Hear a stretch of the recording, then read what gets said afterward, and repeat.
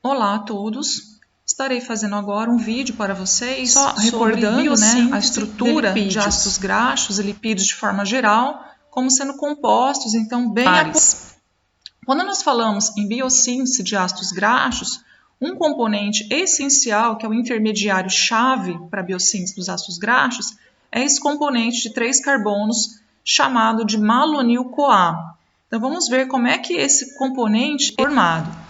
Então, inicialmente, o cofator para que essa reação de formação do malonil aconteça é a biotina, que é uma vitamina do complexo B.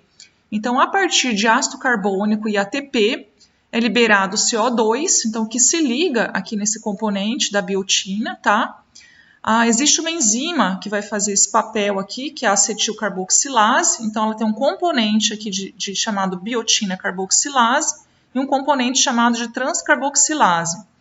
Então, o que ocorre aqui? Uma transferência aqui desse CO2 que vai ficar ligado na biotina para uma molécula de acetil-CoA, catalisado então pela transcarboxilase. Então, nós temos uma movimentação aqui da biotina, ela atua como um braço, né, que se desloca e, finalmente, então, esse grupamento CO2, ele passa para a molécula de acetil-coenzima A, formando o que nós chamamos de malonil-CoA. Então, é a partir do malonil-CoA que o processo de formação dos ácidos ele acontece. Quem catalisa a formação dos ácidos graxos é um complexo enzimático chamado ácido graxo sintase. Tá? Então, é um componente grande, onde ela tem duas extremidades de enxofre, SH, uma que vai se ligar o grupo malonil e no outro que vai se ligar um grupo acetil, chamado então, de proteína também transferidora de acetil, ACP. Então, o que acontece nesse momento aqui? Um grupo CO2 ele é liberado, então, que é do malonil, ele se libera e desloca esse grupo que é acetil, que é do malonil, vem para o grupo acetil, que está previamente ligado já na outra porção SH aqui. Então, nós temos aqui uma reação de condensação e liberação de CO2. Num segundo momento, nós temos uma reação de redução, aqui, então, o NADPH, né, fornece os hidretos e prótons, sendo oxidado e havendo a redução desse segundo componente formado.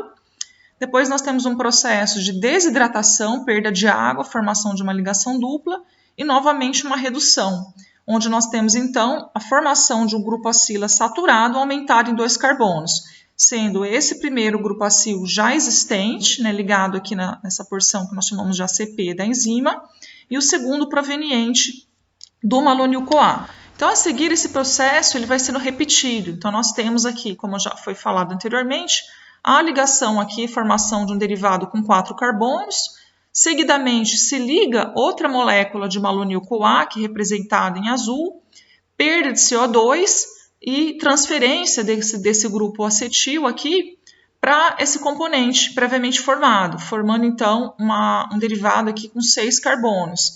Então, todo esse processo ele vai sendo repetido, perda de CO2, transferência de grupo acetil do malonil-CoA para a cadeia previamente formada, esse processo de adições e todo aquele ciclo enzimático de redução, desidratação e nova redução acontece, até que no fim nós vamos ter a formação, aqui exemplificando, com a molécula do palmitato com 16 carbonos. Tá? Então esse processo ele seria mais ou menos o reverso, né, do processo de degradação.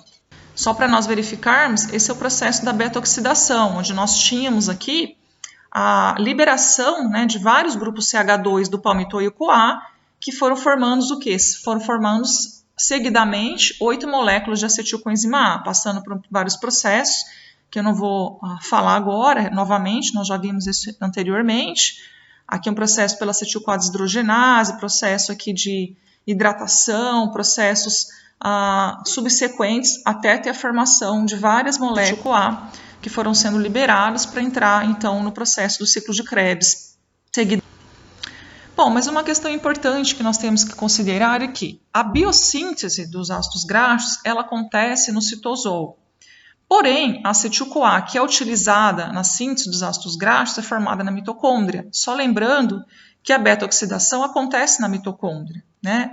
Só que a membrana interna da mitocôndria, ela vai ser impermeável a acetil-CoA. Então, como é que a acetil-CoA, que é formada na mitocôndria, vai passar ali para nível de citosol? Então, nós vamos ter uma espécie ali de lançadeira, um transportador indireto, que vai transferir os equivalentes do grupo acetila pela membrana interna. Então, como que isso acontece? Então, aqui é o lado matriz, aqui é o lado citosol. Aqui é onde acontece o processo de beta-oxidação, onde nós geramos várias moléculas de acetil-CoA, e aqui é o processo onde ela vai ser utilizada para o processo de biossíntese dos ácidos graxos. Então, começando aqui, nós temos aqui o oxaloacetato, tá? Que vai, então, vai acontecer uma ligação aqui, né? Você tem a conversão de um oxaloacetato numa molécula de citrato, tá? Aqui você tem acetil-CoA de múltiplas fontes. Uma delas seria o próprio processo de beta-oxidação. Então, o oxaloacetato, pela ação da citrato sintase, né, que nós temos aí, quando se une com uma acetilcoenzima A, nós sabemos que vai formar o citrato. Existe na membrana interna um transportador de citrato, então ele passa aqui e consegue chegar no citosol. Depois o citrato vai passar por uma ação de uma enzima chamada citratoliase, que faz o processo reverso da citratosintase. Então ela vai clivar o citrato em oxaloacetato, regenera novamente a acetilcoenzima A, que vai então ser utilizada para a síntese dos ácidos graxos. Esse oxaloacetato aqui formado vai ser reduzido em malato, né, tendo o NADH aqui como um doador de direito e próton, e ele consegue voltar então aqui para a matriz pelo transportador de malato. Ainda o malato pode ser também convertido em piruvato e ser transferido por um transportador de piruvato. Novamente aqui, piruvato pode ser convertido em oxaloacetato, né, como nós já vimos, inclusive uma via para gliconeogênese, e malato pode ser reconvertido em oxaloacetato.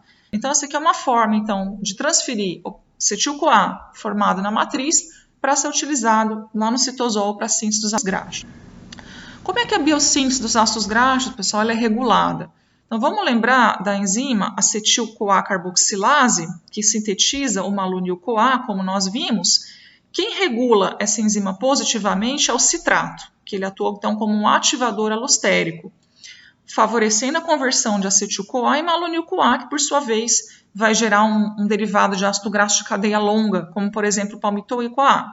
E esse, por sua vez, é um inibidor por retroalimentação, ou seja, quando ele está em quantidades aumentadas, ele vai acabar inibindo a enzima acetil-CoA carboxilase, que catalisa sua formação.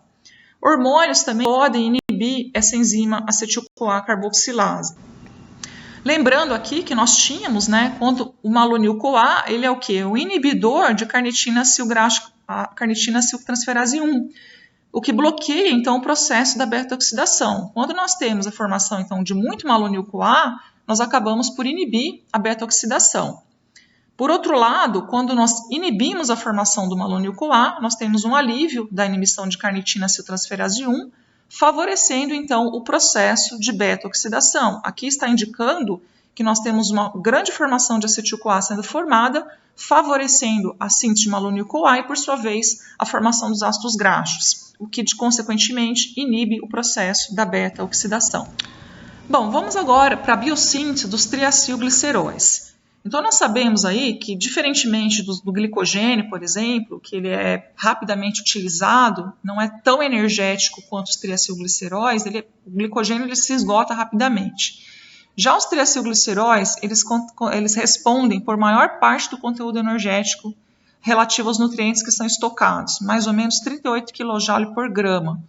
Então, tudo aquilo que está em excesso, por exemplo, os carboidratos que são ingeridos em excesso à capacidade de armazenamento na forma de glicogênio, ele vai ser convertido em triacilgliceróis e vai ser armazenado no tecido adiposo.